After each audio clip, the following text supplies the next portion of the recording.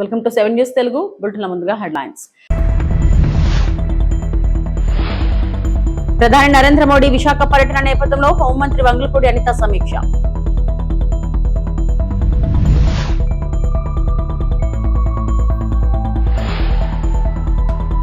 Formula ఈ car రేసులో నాంపల్లి కోర్టుకు కేటీఆర్ హాజరు.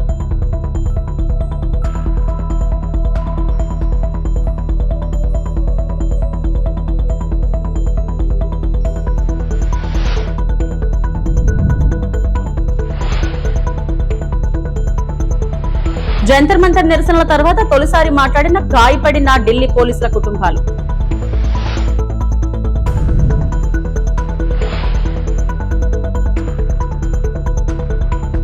ప్రధానమంత్రి శ్రీ నరేంద్ర మోడీ విశాఖపట్నం పర్యటన నేపథ్యంలో అనంతపురం మండలంలో ఏర్పాటు చేసిన పార్కింగ్ ప్రాంతాలు, ప్రజలకు కల్పిస్తున్న సౌకర్యాలు, భోజన ఏర్పాట్లు, ఇతర మౌలిక వసతులను రాష్ట్ర హోంమంత్రి శ్రీమతి వంగలపూడి అనిత, మంత్రి శ్రీ బీసీ జనార్దన్ రెడ్డితో కలిసి పరిశీలించారు. ప్రధాని పర్యటన సందర్భంగా ట్రాఫిక్ సమస్యలు తలెత్తకుండా ముందస్తు ప్రణాళికతో చర్యలు చేపట్టాలని, ప్రజలకు ఎలాంటి అసౌకర్యం కలగకుండా అన్ని ఏర్పాట్లు పూర్తి చేయాలని అధికారులను ఆదేశించారు.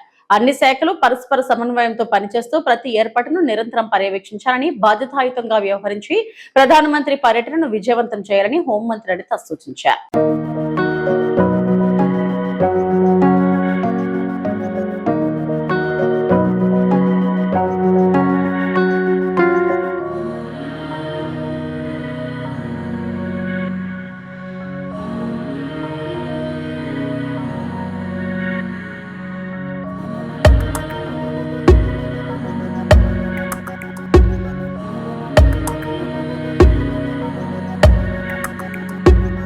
మాజీ మంత్రి బీఆర్ఎస్ కార్యనిర్వాహక అధ్యక్షుడు కేటీఆర్ శుక్రవారం హైదరాబాద్ లోని నాంపల్లి కోర్టుకు హాజరయ్యారు. ఫార్ములా ఈ కార్ రేస్ కేసులో A1 గా ఉన్న కేటీఆర్ కోర్టుకు వచ్చారు. ఫార్ములా ఈ కార్ రేస్ కేసులో ఇప్పటికే ఏసీబీ ఛార్జ్షీట్ దాఖలు చేసింది. ఈ కేసులో A2 గా ఉన్న ఐఏఎస్ అరవింద్ కుమార్, A3 గా ఉన్న మాజీ చీఫ్ ఇంజనీర్ BLN రెడ్డిలు సమన్లతో తొలిసారి విచారణకు హాజరై వాటిని కోర్టుకు సమర్పించనున్నారు.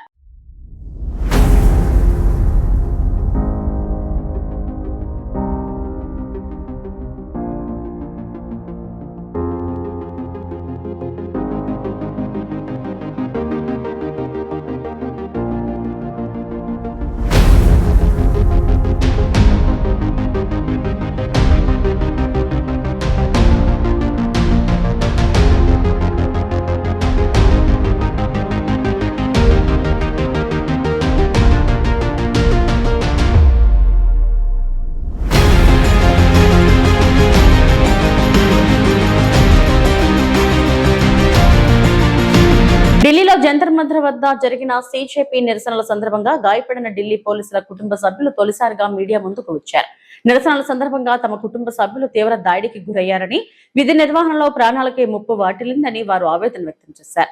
ఈ ఘటన జరిగి 11 రోజులు గడిచిన అనంతరం నిర్వహించిన మీడియా సమావేశంలో కుటుంబ సభ్యులు తమ అనుభవాలను వెల్లడించారు. दिल्ली पुलिस कर्मियों के परिवार के मेंबर्स और हम अपनी आप बीती आप लोगों के सामने रखना चाहते हैं, लेकिन उससे पहले एक वीडियो के जरिए हम उस दिन और उसके आगे चलते हुए कुछ दिनों में दिल्ली पुलिस कर्मियों के साथ क्या कुछ हुआ वो आपके साथ शेयर करेंगे। और वो वीडियो जो हमने बनाई है वो सोशल मीडिया की कुछ वीडियोस पे, और जिन लोगों को घायल जो पुलिस कर्मी हैं उन लोगों से बातचीत करने के बाद वो वीडियो हमने बनाई है। प्लीज़ एक आपके समक्ष में वो वीडियो रखना चाहती हूँ। एक यूनिफॉर्म के पीछे सिर्फ एक पुलिस कर्मी नहीं होता, उसके पीछे होती है उसकी माँ, पिता, पत्नी, बच्चे और पूरा परिवार जो देर रात तक वेट करता है कि वो सुकुशल घर लौट आए। अब मैं आपके सामने कुंजल जी को रिक्वेस्ट करती हूँ कि वो प्लीज़ अपना एक्सपीरियंस शेयर करें। Hello, my name is Kunjal. I am a student of DU. My father is a SI in Delhi Police. मेरे बाबा पुलिस में आने से पहले मेरे फादर इंडियन नेवी में मैरीन कमांडो थे. उन्होंने इंडियन नेवी को अपने 15 साल दिए हैं.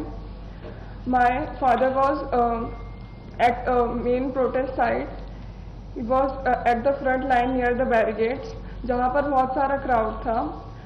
मेरे पापा जब भी रात में घर आते थे तो वो बोलते थे कि अब ये स्टूडेंट प्रोटेस्ट नहीं लग रहा है, इसमें बहुत सारे एंटी सोशल एलिमेंट्स जुड़ चुके हैं।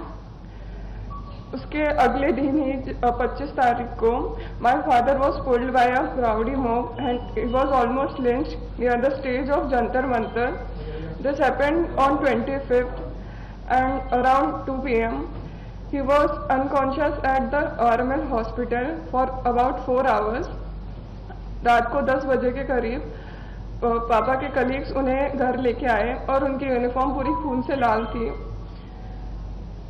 उन्हें ऐसे देख के हमारे लिए बहुत पेनफुल था। हमने जब उनसे पूछा कि पापा ये कैसे हुआ, तो उन्होंने बताया कि बेटा कोई बात नहीं, ड्यूटी के टाइम पर छोटी मोटी चोटें लगती रहती हैं, पर मतलब उनके सर पे 4 टाके आए हुए थे, जो कि छोटी मोटी चोट नहीं थी। రాష్ట్ర మంత్రి కొల్లు రవీంద్ర వైఎస్ జగన్మోహన్ రెడ్డిని ఉద్దేశించి విమర్శలు చేశారు. రోడ్డు ప్రమాదంలో పేద గొర్రెల కాపరి దానయ్య మృతికి కారణమైన మాజీ మంత్రి సీదిరి అప్రరాజు కుమారుడిని జగన్ పరామర్శించారు. కానీ ప్రమాదంలో ప్రాణాలు కోల్పోయిన దానయ్య కుటుంబాన్ని మాత్రం ఎందుకు పరామర్శించలేదు? దానయ్య కుటుంబానికి ఎప్పుడు వెళ్లి ధైర్యం చెబుతారని ప్రశ్నించారు. అలాగే మరణించిన వ్యక్తి కుటుంబాన్ని పరామర్శించకుండా ప్రమాదానికి కారణమైన వ్యక్తి కుటుంబానికి మద్దతు తెలపడం సమంజసమని కొల్లు రవీంద్ర విమర్శించారు. జగన్మోహన్ రెడ్డి పరామర్శల పేరుతో కుళ్ళు రాజకీయాలు చేస్తున్నారు. ఉత్తరాంధ్రలో ఒక అమాయకుడైనటువంటి ఒక యాదవ సోదరుడు పశువులు కాసుకుంటూ వస్తా ఉంటే బైక్ యాక్సిడెంట్ చేసి సిదిల అప్పలరాజు కుమారుడు అతని మరణానికి కారణమైతే మరి అతన్ని తప్పించడానికి కనీసం అతనికి ఫస్ట్ ఎయిడ్ కూడా ఇవ్వకుండా కొడుకును కాపాడుకోవడం కోసం చేసినటువంటి ప్రయత్నం, దాని మీదట కేసు కడితే, అంటే యాక్సిడెంట్ చేసి చనిపోతే కేసు కట్టరా? మరి యాక్సిడెంట్ చేసినటువంటి వ్యక్తిని తప్పించాలని ప్రయత్నం చేసిన సిదిల అప్పలరాజు మీద కేసు కట్టరా? అంటే సామాన్యుడికి ఒక న్యాయం, జగన్మోహన్ రెడ్డి గారు చెప్పినటువంటి వ్యక్తులకు ఒక న్యాయమా? మరి పరామర్శ పేరుతో ఈరోజు వస్తూ ఆ పరామర్శే ఒక చెత్త పరామర్శ. అక్కడ ఉన్నటువంటి డ్యూటీలో ఉన్నటువంటి ఆడబిడ్డను పట్టుకుని ఆడబిడ్డని అవమానపరిచినటువంటి విధానం. అంటే ఈ రాష్ట్రంలో ఆడబిడ్డలు ఉండడం జగన్మోహన్ రెడ్డికి ఇష్టం లేదా? సొంత చెల్లిని ఇంట్లోంచి తరిమేశాడు, సొంత తల్లిని ఇంట్లోంచి తరిమేశాడు, మరి బాబాయ్ని హత్య చేసి ఆ హత్య కుట్రని బాబాయ్ కూతురు వేయాలని ప్రయత్నం చేశాడు. ఇటువంటి ఆలోచనలు ఉన్నటువంటి వ్యక్తి ఈరోజు ఒక లేడీ ఎస్ఐ మీద, ఒక ఆడబిడ్డ మీద మరి ఈ రకమైనటువంటి కుట్ర చేయటం అనేది అక్కడ జరిగినటువంటి సంఘటన చాలా దురదృష్టకరం. ఇలాంటి వ్యక్తులు ఈరోజు రోడ్లెక్కి బరి తెగించి ప్రవర్తిస్తూ ఉన్నారు. గంజాయి తాగేవాళ్ళని మరి పరామర్శ పేరుతో పరామర్శకు వస్తే పరామర్శకు వెళ్ళాలి.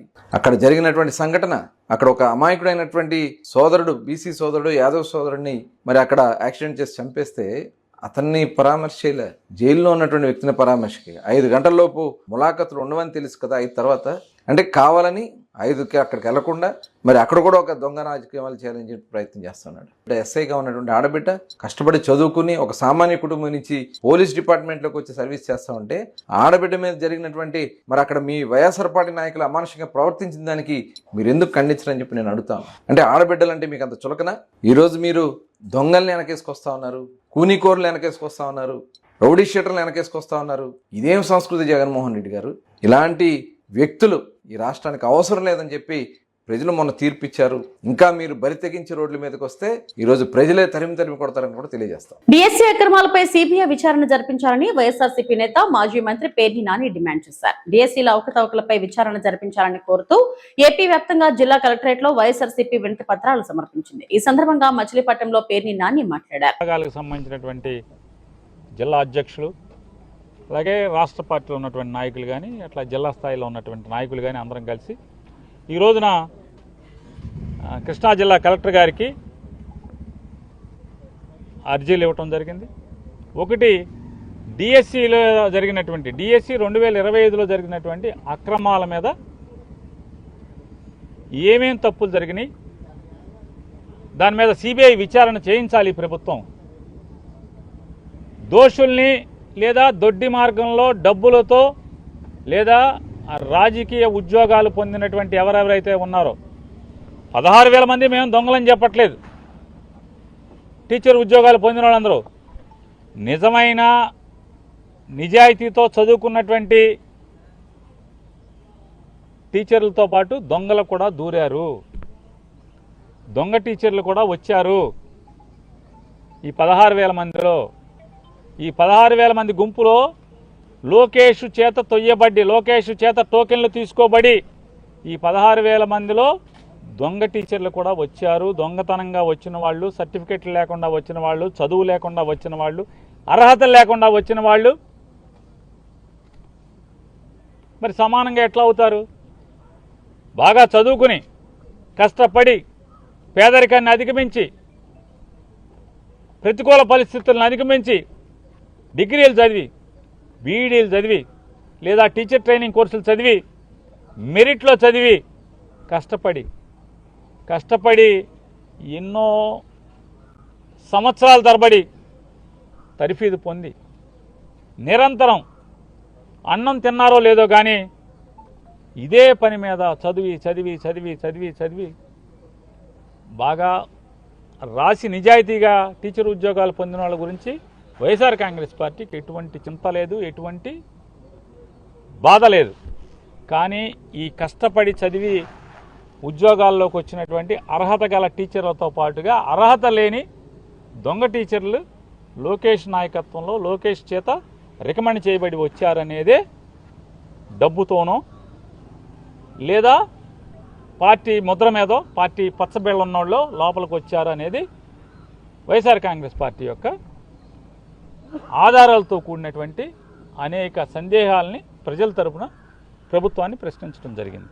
ఓదార్పు యాత్ర పేరుతో మాజీ సీఎం వైఎస్ జగన్మోహన్ రెడ్డి ఆంధ్రప్రదేశ్ ను అరాచక రాష్ట్రంగా మార్చేందుకు కుట్ర పడుతున్నారని బీజేపీ రాష్ట్ర అధికార ప్రతినిధి భానుప్రకాష్ రెడ్డి మండిపడ్డారు. మీడియాతో ఆయన మాట్లాడుతూ గత వైసీపీ హయాంలో రాష్ట్రాన్ని సర్వనాశనం చేశారని విమర్శించారు. సీదిరి అప్పలరాజును పరామర్శిస్తామనే పేరుతో ప్రజలను భయాందోళనకు గురి చేస్తున్నారని, తప్పులు చేసి వాటిని ప్రభుత్వంపై నెట్టే ప్రయత్నం చేస్తున్నారని ధ్వజమెత్తారు. రాష్ట్రంలో ప్రధాని నరేంద్ర మోడీ పర్యటన నేపథ్యంలో ప్రజల్లో భయాందోళనలు సృష్టించాలని చూస్తే తీవ్ర పరిణామాలు ఉంటాయని ఆయన హెచ్చరించారు. ఓదార్పు యాత్ర పేరుతో మాజీ ముఖ్యమంత్రి జగన్మోహన్ రెడ్డి గారు ఆంధ్రప్రదేశ్ని అరాచక యాత్రగా దాన్ని ముందుకు తీసుకుపోవాలని చెప్పి ఒక దురుద్దేశంతో ప్రశాంతమైనటువంటి ఆంధ్రప్రదేశ్ వాతావరణాన్ని కలుషితం చేయాలని చెప్పి ఒక దుష్ట ఆలోచనతో ముందుకు పోతున్నారు. ఇది మంచిది కాదు. జగన్మోహన్ రెడ్డి గారు మీ హయాంలో 2019 నుంచి 2024 వరకు ఆంధ్రప్రదేశ్లో అరాచకం రాజ్యం వెళ్ళింది. ఈరోజు మేము ప్రశాంతమైనటువంటి వాతావరణాన్ని ఆంధ్రప్రదేశ్ని స్వర్ణాంధ్రగా చేయాలని చెప్పి చంద్రబాబు నాయుడు గారు, పవన్ కళ్యాణ్ గారు, మాధవ్ గారు ఒక మంచి ఆలోచనతో ముందుకు పోతూ ఉంటే మీరు ఇట్లా మీ సిద్ధిరాజు వాళ్ళ బిడ్డ గుద్ది చంపేస్తే చనిపోయిన వ్యక్తికి 45 ఏళ్ళు కదా, అసలు వయసుకి యాక్సిడెంట్కి సంబంధమే ఏముందయ్యా? చనిపోయిన తర్వాత మొత్తం అక్కడ మ్యానిపులేట్ చేశారు, అక్కడ ఉన్నటువంటి సీన్ ఆఫ్ అఫెన్స్ని మ్యానిపులేట్ చేశారు. తప్పులు మీరు చేసి తప్పుని ప్రభుత్వం మీద నెట్టే ప్రయత్నం చేస్తారు. తప్పులు మీరు చేసి ఆ తప్పుని ప్రభుత్వం మీద నెట్టే ప్రయత్నం చేస్తారు. ఇది మంచిది కాదు. మీ ప్రభుత్వంలో గొడ్డలి పోటుని గుండుపోటుగా చేశారు, డిక్కీలో డ్రైవర్ శవాన్ని తీసుకెళ్లారు. ఈరోజు మళ్ళీ అదే పని మీ ప్రభుత్వం ఉంది కాదని చెప్పి ఒక భావనతో ఏదైనా చేస్తున్నారని చెప్పి ప్రజలు నవ్విపోతున్నారు. ఇప్పుడుండేది ఎన్డీఏ ప్రభుత్వం. చంద్రబాబు నాయుడు గారు, పవన్ కళ్యాణ్, మాధవ్ గారి సారథ్యంలో ఆంధ్రప్రదేశ్ ముందుకు పోతోంది. ఎవరు తప్పు చేసినా సరే ఖచ్చితంగా వారిని చట్టపరంగా మేము శిక్షించడానికి సిద్ధంగా ఉన్నాం. జాగ్రత్త. ఎవరైనా సరే ఇలా ప్రభుత్వ వ్యతిరేక విధానాలు, ఎల్లుండి ప్రధానమంత్రి గారు వస్తున్నారు భోగాపురం ఎయిర్పోర్ట్ ఇనాగరేషన్కి, అల్లూరి సీతారామరాజు ఎయిర్పోర్ట్ ఇనాగరేషన్కి. ఆ సమయంలో ఇలా ఏదో ఒక అలజడి సృష్టించి ఆంధ్రప్రదేశ్లో ఒక రౌడీ రాజకీయాన్ని తీసుకొని వచ్చే ప్రయత్నం చేస్తున్నారు. ఉక్కు పాదంతో అణిచివేస్తాం. ఇది మంచిది కాదని చెప్పి జగన్మోహన్ రెడ్డి గారికి తీవ్రంగా హెచ్చరిస్తున్నాం. గత వైకాపా ప్రభుత్వ నిర్లక్ష్యం వల్లే నగరంలో సమస్యలు పేరుకుపోయాయని తిరుపతి టీడీపీ నియోజకవర్గ ఇన్ఛార్జ్ బేబీ శ్రీనివాస్ విమర్శించారు. కూటమి ప్రభుత్వ సంక్షేమ విజయాలను ప్రజలకు వివరించేలా శుక్రవారం తిరుపతి 4వ క్లస్టర్ పరిధిలోని 13, 14 డివిజన్ ఎన్డీఏ నగర్ లో డోర్ టు డోర్ కార్యక్రమం జరిగింది. Yadava corporation chairman Narasimha Yadav, cluster in charge Sridhar Varma, Tatayyagunta ఆలయ చైర్మన్ మహేష్ యాదవ్, నాయి బ్రాహ్మణ కార్పొరేషన్ చైర్మన్ రుద్రకోటి సదాశివంతో కలిసి ఆయన ప్రతి ఇంటికి వెళ్లారు. కరపత్రాలు అందజేస్తూ లబ్ధిదారులతో మాట్లాడారు. ఈ సందర్భంగా జేబీ శ్రీనివాస్ మాట్లాడుతూ 20 ఏళ్ల క్రితం టీడీపీ హయాంలో వేసిన రోడ్లు, కాలువలు తప్ప గత ప్రభుత్వంలో ఎలాంటి అభివృద్ధి జరగలేదని దుయ్యబట్టారు. యూజీసీ సమస్యకు శాశ్వత పరిష్కారం, డివిజన్ లో యూజీసీ సమస్యకు శాశ్వత పరిష్కారం చూపుతామని జేబీ శ్రీనివాస్ భరోసానిచ్చారు. కాలువలు శుభ్రం చేయడం లేదని స్థానికులు కోరడంతో వెంటనే స్పందించిన ఆయన హెల్త్ అధికారులతో మాట్లాడి సమస్యను పరిష్కరించాలని ఆదేశించారు. ఈ కార్యక్రమంలో క్లో క్లస్టర్ ఇన్ఛార్జ్ శ్రీహరి నాయుడు, 13వ వార్డు అధ్యక్షుడు సుబ్బయ్య, 14వ వార్డు అధ్యక్షుడు జస్వంత్, యూనిట్ ఇన్ఛార్జీలు రవి, వాలుముని, యశోద, సుబ్రహ్మణ్యం తదితరులు పాల్గొన్నారు. లేదు ఇక్కడ నుంచి అట్లా మహా ఇక్కడ నుంచి నేరుగా మున్సిపల్ వచ్చిపోతాం డ్రైనేజ్ నీళ్ళు అన్ని సమస్యలు మాట్లాడి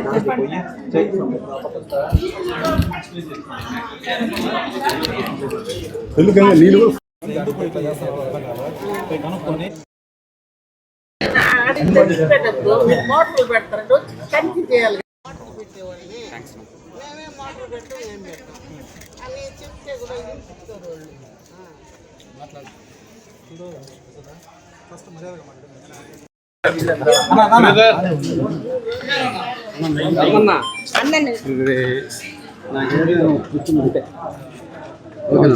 ఓకేనా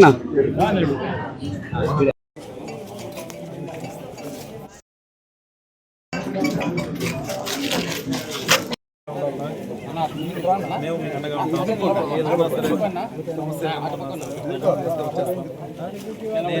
అనంతపురం జిల్లా రాప్తాడు నియోజకవర్గంలో రైతుల సాగునీటి సమస్యల పరిష్కారం కోసం మాజీ ఎమ్మెల్యే తోపుదుర్తి ప్రకాష్ రెడ్డి ఆధ్వర్యంలో రైతులు భారీ పాదయాత్ర చేపట్టారు. రాప్తాడు నుంచి హంద్రినివా కాలువ వరకు నిర్వహించిన ఈ పాదయాత్రలో పెద్ద సంఖ్యలో రైతులు వైఎస్ఆర్ కాంగ్రెస్ పార్టీ నాయకులు కార్యకర్తలు పాల్గొన్నారు. ఈ సందర్భంగా రైతులను ఉద్దేశించి మాట్లాడిన తోపుదుర్తి ప్రకాష్ రెడ్డి హంద్రినివా కాలువకు తక్షణమే సాగునీరు విడుదల చేసి రాప్తాడు, పరిటాల, చెన్నై, కొత్తేపల్లి, రామగిరి మండలాల రైతులను ఆదుకోవాలని ప్రభుత్వాన్ని డిమాండ్ చేశారు. నీటి కొరతతో వేలాది ఎకరాల పంటల్లో నిండిపోతున్నాయని, రైతులు తీవ్ర ఇబ్బందులు ఎదుర్కొంటున్నారని ఆవేదన వ్యక్తం చేశారు. ఇది ఒక రాజకీయ సభ కాదు, ఇది రాజకీయ వేదిక కాదు, ఇది రైతు బతుకు పోరాటము. అనంతపురం ఉమ్మడి జిల్లాలో రైతు చేస్తున్నటువంటి బతుకు పోరాటం యొక్క తొలిఘట్టము మాత్రమే. మనం ఇంకా 3 సంవత్సరాల పాటు చేయాల్సిన యుద్ధం ఇది. ఒక రోజుతో కాదు, ఈ రోజుతో అయిపోతే రేపు నెల ఇంకో మీటింగ్ పెడితే కాదు. రాజశేఖర్ రెడ్డి గారి ఆశయాలు సాధించేంత వరకు, మన ఒంట్లో ఊపిరి ఉన్నంత వరకు మనము ఖచ్చితంగా ఈ పోరాటం చేయాల్సిందే. రాజశేఖర్ రెడ్డి గారు హంద్రీనీవా ప్రాజెక్టును తీసుకొని వచ్చారు. ఎందుకోసం తెచ్చినారయ్యా? రాయలసీమ 4 జిల్లాలలో 6 లక్షల ఎకరాలకు పీడు భూములకు పిల్ల కాలువల ద్వారా నీరు చేకి తీసుకొని వచ్చినారు. 6,850 కోట్లతో ఆయన మొదలుపెట్టి ఆయన చనిపోయే రోజుకు 4,000 కోట్ల రూపాయలు ఖర్చు పెట్టారు. మరి ఈరోజు చంద్రబాబు నాయుడు గారు మొన్న చేసిన లైనింగ్తో, నిన్న పిలిచిన టెండర్లతో కలిపి దాదాపుగా దీన్ని 20,000 కోట్ల రూపాయలకు పెంచినారు. మరి ఎవరికైనా ఒక ఎకరాకు తడిచ్చేదానికి పిల్ల కాలువల నిర్మాణం ఏడైనా జరిగిందా? కేవలము దీన్ని దోపిడీ యజ్ఞంగా మార్చినారు. ఆ రోజు రాజశేఖర రెడ్డి గారు జలయజ్ఞంగా ఆయన జీవిత కాలంలో ఆయన రైతుల కోసం పడిన కష్టము, చేసిన పాదయాత్రలకు ఫలితంగా ఈరోజు గాలేరు నగరి, హంద్రీనీవా లాంటి ప్రాజెక్టులు తీసుకొచ్చారు రాయలసీమ ప్రాంతానికి.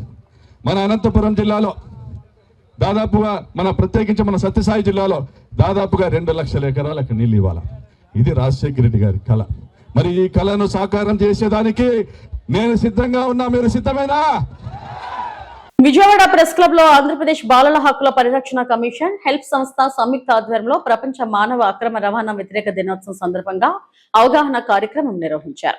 ఈ సందర్భంగా మాట్లాడిన కమిషన్ చైర్మన్ వేటుకూరి సూర్యనారాయణరాజు, ప్రస్తుతం అక్రమ రవాణా ముఠాల లక్ష్యం బాలబాలికలనేని ప్రతి కుటుంబం అప్రమత్తంగా ఉండాలని పిలుపునిచ్చారు.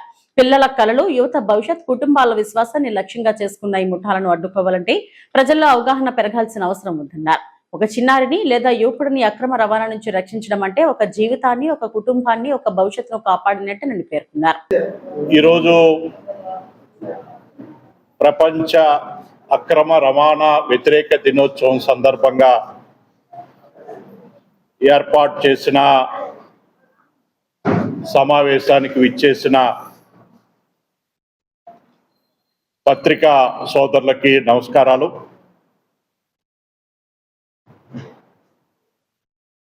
జూలై 30వ తారీఖున ప్రపంచవ్యాప్తంగా అక్రమ రవాణా వ్యతిరేక దినోత్సవంగా మనం ప్రతి సంవత్సరం జరుపుకుంటాం. దానిలో భాగంగా ప్రతి సంవత్సరం ఒక టీముని అనుకుని దానికోసం సంవత్సరం అంతా ప్రయత్నం చేస్తాం.